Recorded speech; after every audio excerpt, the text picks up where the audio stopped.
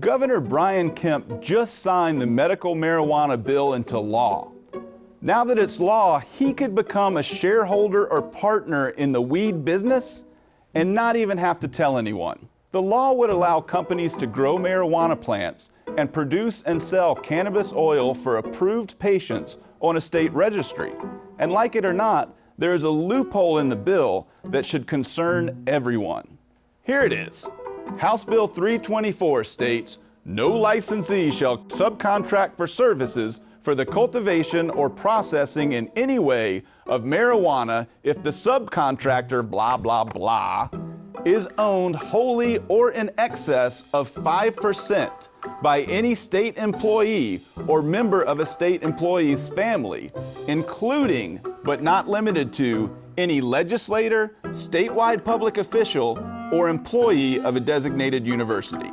So in theory, the governor himself or any legislator, including one who chairs the committee that regulates medical marijuana production and sales, can own shares in a company that produces or sells cannabis oil in Georgia. Sure, the bill says they can't own more than 5%, but that means they can own 5%.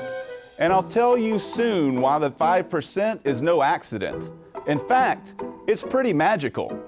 But first, you might be asking, what's the big deal? It's only 5%. Well, it's a big deal because that's one heck of a lobbying tool. Give the governor or a legislator a 5% cut and astronomically increase your odds of getting a license to produce medical marijuana. Second, medical marijuana is a big business.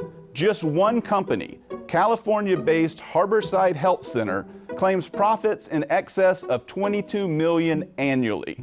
Who wouldn't want 5% of that?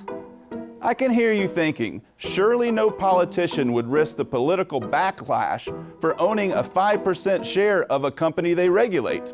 And they have to disclose their financial interests every year, right? Well, sort of, but not really. Let me introduce you to a loophole in the law regarding financial disclosure.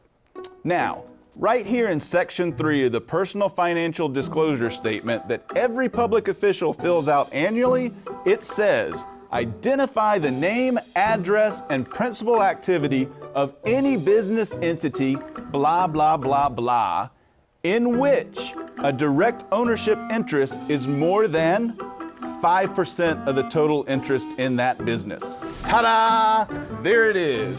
Your magic, 5%. So again, in theory, the governor or any state official not only can own 5% of a lucrative medical marijuana business, but they don't even have to tell the public or the press that they do. Now don't get me wrong, I supported the bill and I'm glad the governor signed it. But I also think every legislator and statewide office holder, including the governor, should publicly pledge not to own any company benefiting from this bill. And they should close this loophole as soon as the next legislative session begins. I don't like this loophole, and I'm sure you don't like it either. So tell your public officials to take the pledge and close that loophole, whether they like it or not. So now it's time to please the lawyers with this disclaimer. The opinion in this piece is mine and mine alone, and not the opinion of Fox 5 or its staff. But I would like to know your opinion. So tell us if you like it or not, and who knows, I may respond to you on Fox 5.